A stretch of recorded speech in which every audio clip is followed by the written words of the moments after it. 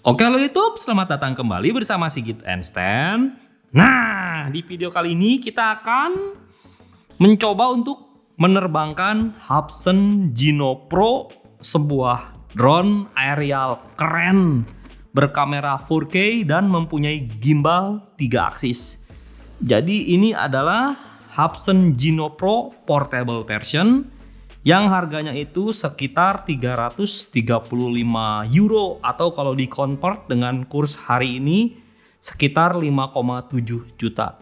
Jadi untuk portable version itu sendiri dia mendapatkan tas, drone, remote, baterainya 2, segala macem. Jadi ini kalau kamu beli sekarang paketannya itu terdiri dari seperti ini. Dapat baterainya adalah 2, satu lagi terpasang di remote-nya kayak begini. Lalu dapat tek-tek bengek, charger, kabel-kabel aneh buat mendukung semuanya, charger, lalu ada kabel-kabel untuk penghubung ke remote, kabel charger dari mobil, lalu kita butuh yang kabel untuk penghubungnya ini. Oke, semuanya udah kita masukin. Kalau kamu pengen tahu unboxingnya, silahkan cek di unboxing video sebelumnya sekitar 1 bulan yang lalu. Jadi di video kali ini sebelum terbang, langkah-langkah dan persiapan apa aja yang akan kita lakukan. Ini SD card-nya. Oke, ini SD card-nya. Jadi sebelum kita terbang, yang harus kita lakukan adalah pertama ngecas dulu si baterainya ini sendiri. Untuk chargernya sendiri 3000 mAh itu cuman sebentar, sekitar 3 jam udah full. Untuk chargernya cuma dikasih 1. Lalu untuk drone-nya ini langkah awalnya buka kaki bagian atas tapi jangan begini sampai ngelipetnya. Nah, kayak gitu. Nah, kayak gitu. Oke, buka semua kakinya. Lalu ini micro SD-nya dimasukin. Saya pakai SanDisk Extreme Pro. Ini kualitasnya tinggi, 32 GB cukup. Masukin dengan label kuningan, label di bawah dan kuningannya di atas. Untuk drone-nya itu sendiri di sini ada semacam USB, tapi saya belum nyobain, nggak tahu lah fungsinya apa. Jangan lupa harus selalu biasakan buka gimbal dari drone-nya. Karena kalau nggak dibuka, nanti kalau begitu dinyalain powernya akan bisa menyebabkan kerusakan damage di motor gimbalnya itu sendiri. Jadi kebiasaannya sebelum terbang adalah seperti ini. Lalu untuk baterainya sendiri biasakan tercetrek masuk dengan sempurna. Jangan tanggung-tanggung kayak begini, udah bagus. Ini secara drone udah siap untuk dinyalain. Untuk remote-nya itu sendiri biasakan langsung buka antena seperti ini. Kalau kamu nanti mainnya ke arah sana, kamu mungkin bisa kayak gini ya. Jadi kalau biasanya saya 45 derajat karena saya megangnya biasanya begini. Kalau untuk main drone agak jauhan. Di tombol dari si remote-nya ini sendiri ada buat ngatur sudut kamera. Ini buat foto, ini buat video. Ini untuk pergerakan drone-nya. Ini menggunakan mode 1 atau mode 2, bisa diatur nanti dari aplikasinya itu sendiri. Ada buat on off remote, buat return to home, buat take off landing, lalu ini buat mengganti kecepatan cuman tinggal dicetrekin kiri kanan, kiri normal, kanan sport mode. Untuk tray handphone atau untuk baterainya, untuk handphonenya kok baterai sini, untuk baterainya sendiri adalah internal. Kayak begini modelnya. Lalu untuk kabel di sini ada bacaan phone, lalu di sini ada bacaan TX. Untuk yang TX harus masuk ke dalam TX ini, sedangkan yang phone nanti adalah untuk masuk ke dalam phone-nya. Oke, sebelum kita nyambung ini segala macam, kita nyalain dulu drone-nya. Untuk nyalain drone jangan pencet tek. Nanti bisa menyebabkan gimbalnya kadang langsung kayak ngehang gitu ya. Harus kamu pencet dan tahan sampai bener-bener lama. Pencet.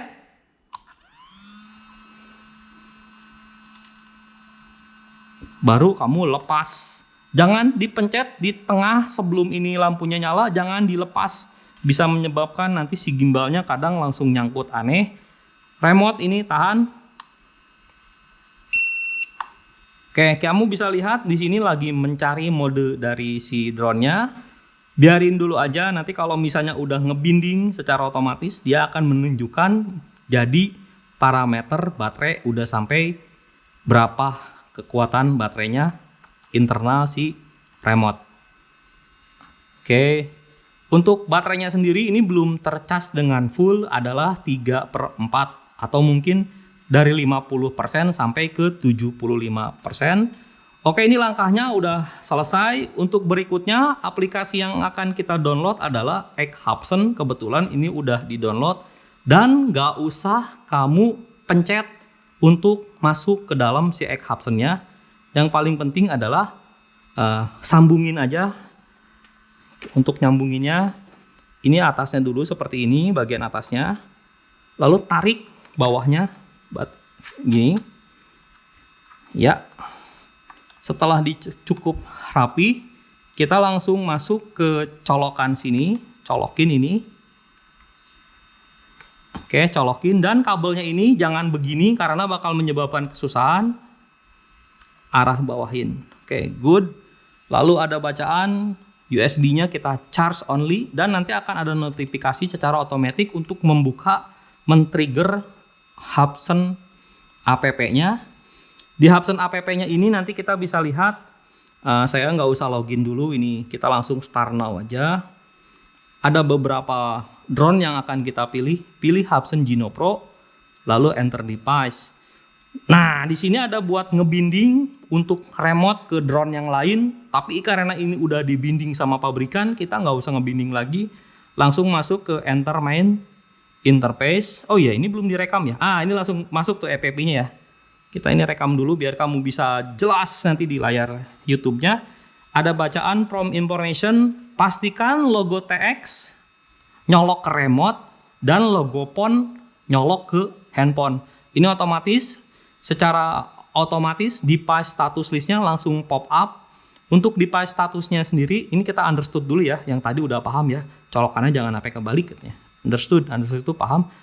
Untuk statusnya itu sendiri, buat memunculkan pop-up-nya itu sendiri, kita pencet weak GPS signal. Nanti di sini ada status-status anehnya. Biasakan sebelum terbang kita melakukan beberapa kalibrasi. Untuk kalibrasi pertama yang benar-benar harus diperhatikan adalah giroskop dan accelerometer horizontal calibration. Usahakan di tempat datar dan tidak ada gangguan dari magnet.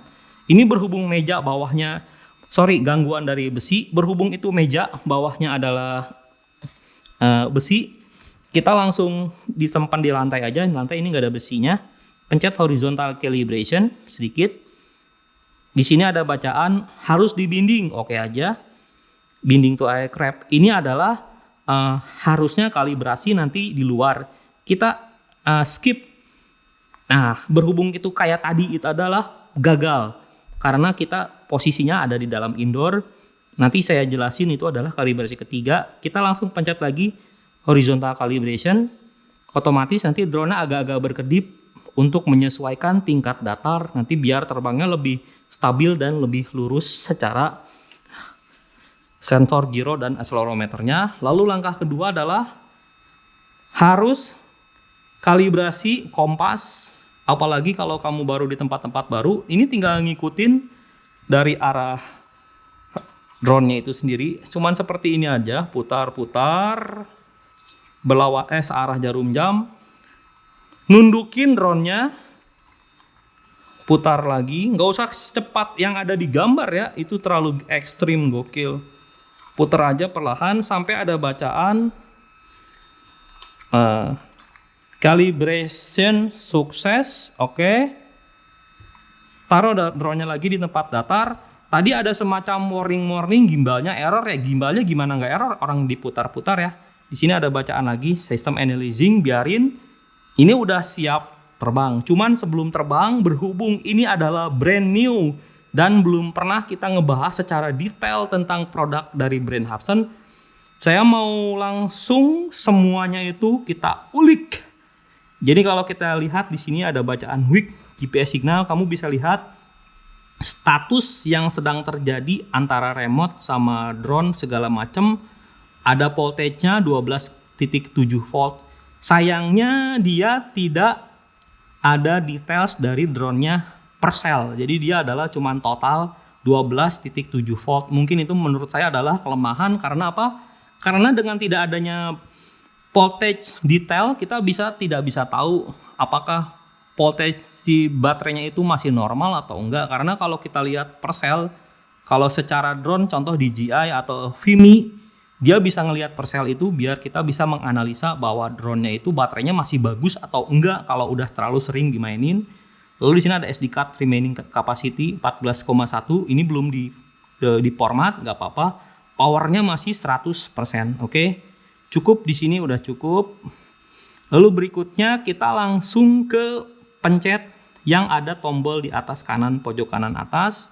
Di sini kamu bisa ngelihat di menu aircraft ada aircraft modelnya Gino Pro, lalu ada untuk return to home ketinggiannya berapa, kamu bisa setting dari 20 meter sampai 100 meter. Lihat-lihat dulu sekitar kamu paling tinggi objeknya adalah berapa. Kalau misalnya cuma sebatas pohon, sebenarnya 40 meter itu udah lebih dari cukup ya. Tapi kalau kamu main di antara gedung, take off-nya di bawah, jangan pernah ini 40 meter nanti yang ada malah nabrak, sesuaikan. Lalu ada third parking apron, dia semacam mendeteksi ke arah bawah nanti secara otomatis biar landingnya lebih akurat. Secara default dia sebenarnya startup, tapi saya pengen ke open, pengen tahu nanti pas terbang reaksinya kameranya apakah ngadep ke bawah atau gimana. Karena ini jujur di bagian bawah tidak ada sensor sama sekali ya. Bener-bener nggak ada optical flow positionnya. Jadi ini drone adalah drone untuk outdoor. Jangan pernah kamu terbangin drone ini di indoor. Karena benar-benar tidak ada sensor selain GPS dan altitude hold. Lalu di sini ada kecepatan maksimum yang bisa disetting untuk remote. Ini semua secara default adalah 100%. Jadi kalau kamu terbang ke atasnya ini vertikalnya 100%, lalu ada untuk ke depannya 100%. Maksudnya gimana sih? Kalau kita pencet tuas ini ke atas, kalau ini dalam 100%, dia akan melaju dengan kecepatan 100%. Tapi kalau kamu misalnya ini tuasnya dikebawahin sini, ini 32%. Kalau kamu pencet pol ke atas, ini adalah 32% doang. Jadi ini lebih akurat untuk membuat footage sinematik, biasanya kayak gitu. Ini bisa diatur di sini sesuai dengan keperluan. Keren lumayan, sama kayak Vimi sih, ada kayak begininya. Lalu untuk berikutnya ada waypoint setting. Waypoint setting ini adalah untuk mission. Anehnya kenapa ada settingan di sini ya? Jadi ini adalah settingan default buat waypoint settingnya.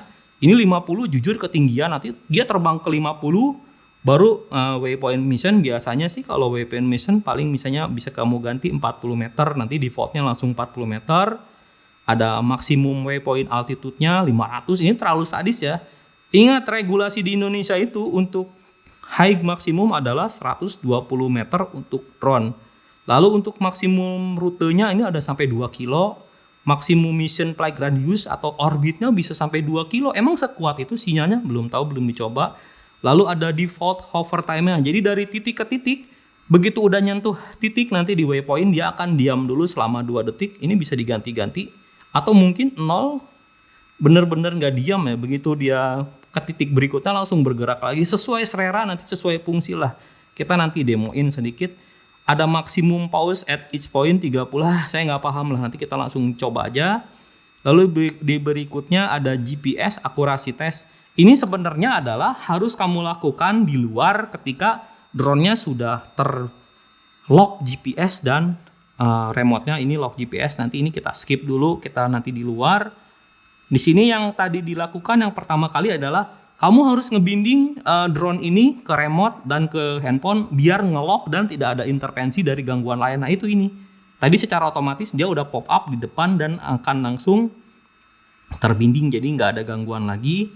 Lalu di sini bisa ngelihat ada flight controller, FFP, last version, sama flight controller hardware-nya. Ini adalah versi-versi yang ada di remote, di drone-nya dan segala macam. Nah, jadi kalau mau update, ya nggak tahu sih, belum tahu update-nya, cuman yang jelas seperti itu fungsinya buat update segala macam. Lalu di sini ada joystick mode. Kalau untuk di Indonesia kebanyakan kita semua memakai mode 2. Mode 1 itu biasanya menurut saya pribadi mungkin buat orang kidal ya. Jadi gasnya itu di kanan. Ini saya tidak terbiasa, semua orang udah pasti gasnya di kiri dan pergerakan drone itu di kanan. Lalu di sini ada bacaan izinkan aircraft untuk take off. yes, kalau GPS-nya belum ngelock. Ini sebenarnya secara fungsi buat Hubsan ini harusnya no ya, karena yang tadi saya bilang sensor di bawahnya itu tidak ada sama sekali. Jadi kita rekomendasiin no, harus benar-benar ketergantungan GPS. Lalu berikutnya ada gambar kayak semacam stick. Ini adalah controller, bisa kita lihat transmitter modelnya H0 ke HP, nggak ngerti. Lalu ada transmission connection, ada Bluetooth dan LEAS.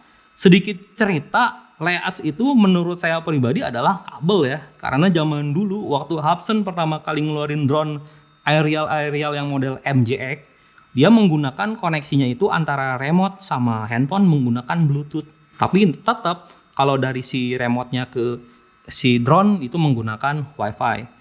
Lalu di sini ada set and transmitter aircraft connection. Fungsinya ini adalah untuk ngebinding kalau misalnya contohnya drone-nya rusak sisa remote, kamu beli remote bekas dari drone yang fly away atau dari drone yang rusak, itu di sini nanti buat ngekonekinnya. Ini udah secara digital ya. Beda dengan MJX biasanya tahan tombol merah lalu nyalain. Memang lebih simpel sih, lebih cepat. Kalau ini harus masuk ke dalam menu kayak begini-begininya dulu. Lalu di sini ada LEAS channel setting. LEAS channel setting itu sendiri kalau kamu baca sepintas ini ada WP 5,2 sama 5,8 ya. Jadi WP-nya itu sendiri antara si drone sama si remote-nya ini drone, dia menggunakan channel 149 itu 5, berapa lah, atau mungkin saya terlalu salah koreksi. Cuman yang jelas di sini kita bisa ganti sendiri. Ini kebetulan saya udah nggak paham, nggak ngerti. Mungkin harus ada video tentang kalau misalnya channel 149 berapa jaraknya, 153 berapa jaraknya, 157 berapa jaraknya. Oh lebih kuatan mana, kayak gitu-gitu kali ya. Ini kayak seperti itulah. Lumayan kayak model DJI Mavic, dia bisa ganti-ganti sinyal secara manual. Mungkin bisa manual ya. Pencet 153. After select, oh ya dia bisa manual asli ya. Keren-keren. Kita default dulu aja kayak begini. PIMI sendiri yang PIMI X8 2020 dia nggak bisa ganti channel ya. Untuk controller ini ada check for update sama pencet 3 ini firmware yang tersematkan di sininya ada berapa. Oke, lanjut. Untuk menu berikutnya ini ada gimbal pitching speed. Ini adalah untuk menu gimbal. Kalau kamu tahu defaultnya itu sebenarnya kalau nggak salah 10 deh. Jadi kalau kita pencet 10 ini adalah kecepatan gimbal. Kalau kita pencet bawah dia super lambat banget ke bawahnya ya. Kalau kita pencet atas, dia super slow banget. Kalau di 100% gimana? Ini jedag-jedug ya, ngek, ngok. Ya, oke. Oke, ini adalah mungkin buat bukan buat sinematik ya. Kalau saya buat sinematik 10 terlalu rendah, saya pakai 25 aja. 25 itu medium kayak begini ya. Jadi pergerakannya masih lebih kebaca. Nah, ini serunya di sini ada kayak semacam slide. Kalau kita geserin gini nggak bisa, tapi kalau kita pencet tombolnya begini, dia bisa ya. Jadi dia lebih pelan daripada gimbal yang ada di sini. Untuk gimbal yang ada di remote-nya di atas ini, apakah dia bisa di-adjust lagi? Apakah peka? Apa cuma satu tombol doang? Kita gerakin sedikit, coba gimbalnya kita gerakin sedikit. Dia belum peka ya. Ini gimbalnya beda dengan DJI Mavic Mini. DJI Mavic Mini itu digerakin dikit aja udah peka banget. Coba kita gerakin sedikit, dikit lagi, tambah lagi. Nah, ini pelan. Saya agak bawain. Tak. Oke. Jadi ini adalah gimbalnya bukan kaku, cuma jedag-jedug ke atas bawah sesuai dengan 25% tadi, tapi dia masih bisa digerakin lebih halus lagi. Cuman secara sensitif, ini sensitifnya menurut saya kurang ya. Malah nanti kalau kita sambil terbang, jujur kalau sensitifnya kurang, malah konsentrasinya ini kok belum bergerak, kayak malah jadi ngaco gitulah footage-nya kalau kita bikin model sinematik. Tapi kalau sambil peka, kita gerakin dikit aja, langsung dia bergerak, gimbalnya turun naiknya lebih halus. Oke, kayak gitu. Di menu gimbalnya itu sendiri ada buat nge-start kalibrasi gimbal. Kalau misalnya dirasa gimbalnya miring atau segala macem, cuman berhubung ini normal, baru 2 kali terbang saya ngetes. Dan ini normal, ya udah biarin aja, skip. Di menu berikutnya kita ada map. Allow map calibration nggak usah, saya nggak paham, mungkin malah takut nanti ngaco. Aircraft location is always shown in the nggak usah. Nanti katanya kalau di yes, posisi drone-nya itu selalu ada di tengah map. Kita no aja karena saya biasanya mapnya digeser-geser. Longitude and longitude koordinat. Kalau kita pencet display di bagian depan nanti secara otomatis ini ada gambar kayak perahu kayak kapal kertas dan ada gambar joystick PS ya. Ini adalah koordinasi dari drone sama dari remote. Sebaiknya kita nyalain aja karena kalau kebiasaan kamu main drone FPV, ada baiknya setiap kalau kamu terbang ini si record screen-nya selalu direcord. Siapa tahu lagi terbang agak jauh, terus dia take off mendarat, habis baterai nggak bisa return to home kan biasanya dia take off. Tapi kalau misalnya masih nyambung, setidaknya kamu bisa mengingat dari koordinasi di sininya. Jadi buat koordinasi terakhirnya agar lebih jelas. Jadi ya setidaknya ada sedikit backup lah. Lalu berikutnya untuk map mode ini ada standar satelit naik. Nanti kita skip dulu. Ini bisa pilih-pilih. Nanti di mapnya juga ada. Lalu ada waypoint and mission route sampling akurasi. Nggak usah, nggak paham. Untuk map type selection ada eMap dan Google Map. Lebih akurat Google Map menurut saya ya, karena dia selalu update. Kalau buatan mainland Cina takutnya nanti jadi kita belum kenal lah. Oke. Sebelum ke situ, sebelum pindah ke bawah, saya mau sedikit kasih tahu di sini ada semacam radar di pojok kiri bawah yang menunjukkan bahwa radar ini adalah posisi drone-nya itu lagi ada di mana. Kalau kamu misalnya terbang jauh nih, dua-duanya udah dikalibrasi yang ketiga, nanti kita demoin di luar. Kalau misalnya drone-nya lagi terbang ke arah sana, kita bisa tahu bahwa radarnya ini drone-nya lagi ada di atas. Jadi kalau misalnya kita lagi melakukan perjalanan bukan menuju ke sana, tapi misalnya drone-nya lagi menyamping ya ngambil footage-nya, kita bisa langsung nge-tracking kalau ada radar gini. Jadi kita bisa tracking drone-nya itu lagi di mana.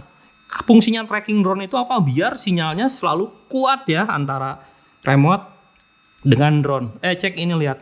Tadi baterainya 3, sekarang baterainya 2, artinya dia udah lebih berkurang lagi. Oke, ini kita langsung masuk ke map. Untuk di mode mapnya sendiri, kita bisa lihat di sini ada, kita zoom ya. Posisi kita ada di rumah Sigit Ensen, tapi posisi drone-nya lagi ada di sini ya. Ini adalah belum akurat karena GPS-nya masih 3. Dia selalu bergerak mencari sampai akurat. Dia kalau nggak salah itu di atas 7, minimal 7 dia bisa nge-lock. Kalau udah sampai deketan-deketan, ini adalah fungsinya untuk nge-tracking si drone-nya itu sendiri dan lokasi kitanya lagi ada di mana mainnya kayak gitu. Untuk menu-menu yang ada di sini kita bisa lihat kalau pencet di sini ada buat lihat. Nah, drone-nya di mana? Nah, kitanya lagi ada di mana? Lalu ini ada buat pilihan satelit, ada buat gambar satelit dari petanya seperti itu, atau ada yang tadi night mode. Kalau kita pencet ini apa? Tuh, to calibrate the map, please make the strong. Ini nggak usah, saya nggak paham. Oke, kita lanjut. Pencet lagi yang di pojok kiri bawah. Kita langsung ke menu berikutnya. Bentar, saya haus dulu, ngomong dulu. Oke, kita udah minum. Baru tadi saya ngomong melulu, ini gatal tenggorokan. Di menu berikutnya di other ada automatic screen rotation. Kita nggak perlu tahu lah. Untuk FPV kalau kita start off begini, dimatiin. Lihat, ya gambarnya nge-freeze ya. Nanti lama-lama dia gambarnya bakal gelap. Kalau nggak salah dia bakal gelap. Nah, jadi fungsinya dia bisa matiin FPV, tapi buat apa ya? Aneh banget. Kita FPV selalu on aja. Untuk FPV modenya dia bisa mengirimkan gambar bagus HD atau gambar standar ordinary. Kita pakai yang HD aja lebih bagus. Parameter unit bisa meter per second atau bisa mil per hours. Keren ya. Kita kalau tinggal di luar negeri bisa pencet ini. Oke, lalu ada berikutnya status ya, on aja lah kalau status. Dan di sini ada menu buat horizontal calibration, compass calibration, app version, novice guide, segala macam. Kita dari sini juga yang di atas bisa ya, lebih praktis malahan. Tinggal sekali tombol pencet. Lalu untuk berikutnya di bagian atas sini ada semacam TERA. T itu throttle, E elevator, R rudder, A aileron. Itu adalah untuk mapping dari si remote ini. Kalau kita ke atasin, otomatis E-nya elevation, ketinggiannya menambah. Lalu kalau kita ke kananin itu adalah A aileron buat menambah belok kiri kanannya. Jadi semacam status buat remote doang itu.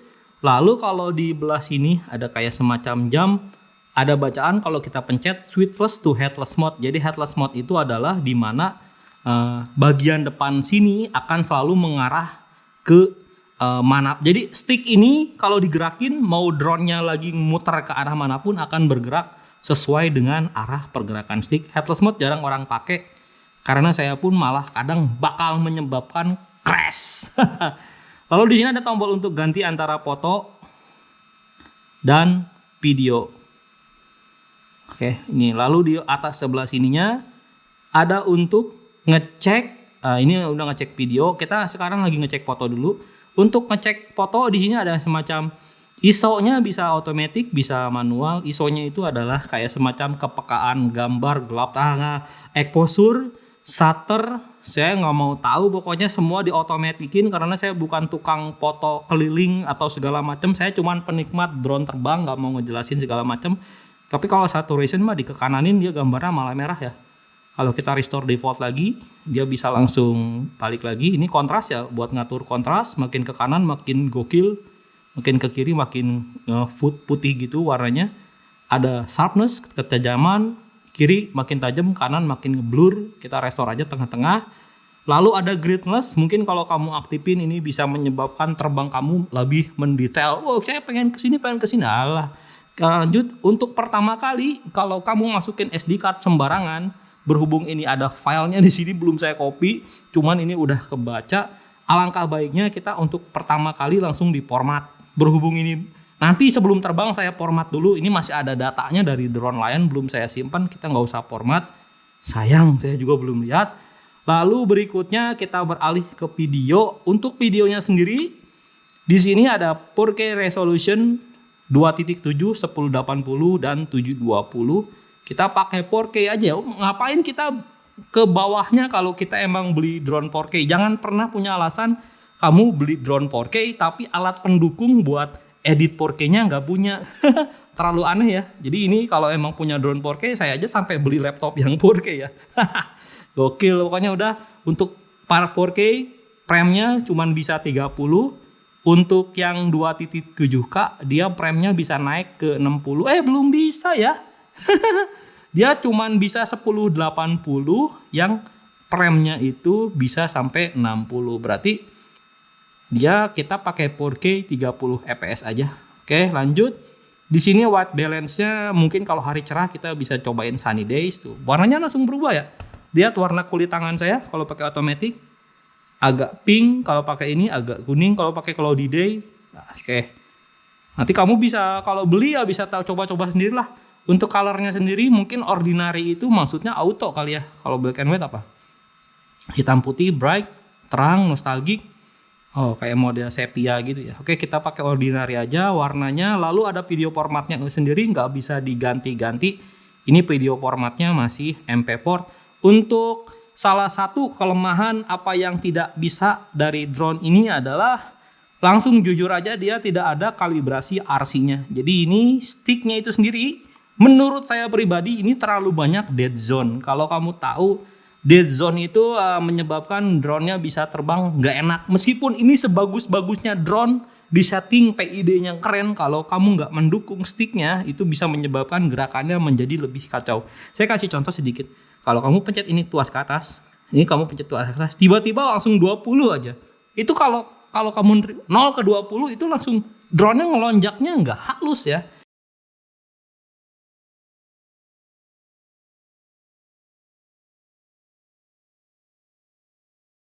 Tapi kalau ini saya sedikit nih, saya contoh ya.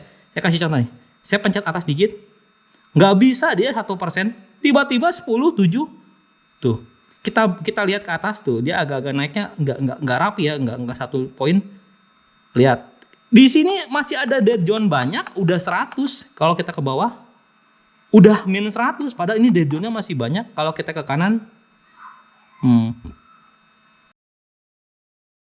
Jadi cara untuk ngakalinnya biar kamu bisa terbang mulus, ini adalah salah satunya nanti kita nggak mau pakai sticknya itu yang mana tadi? Aduh saya lupa yang mana tadi. Aircraft maximum speed settingnya kita nggak pakai 100% deh. Pakai 100% itu nanti tinggal nyetrakin ke sport mode aja kalau emang nanti butuh kenceng langsung sport mode. Tapi untuk normal saya kayaknya butuhnya yang tadi aja. Jadi ini kita kurangin biar ngebantu si handlingnya itu sendiri. Oke, berhubung ini videonya udah lama, tes terbangnya dipisah aja ya. Oke, good. Kita siapin dulu, ini baterainya udah full, kita langsung keluar tapi kita videonya terpisah. Oke.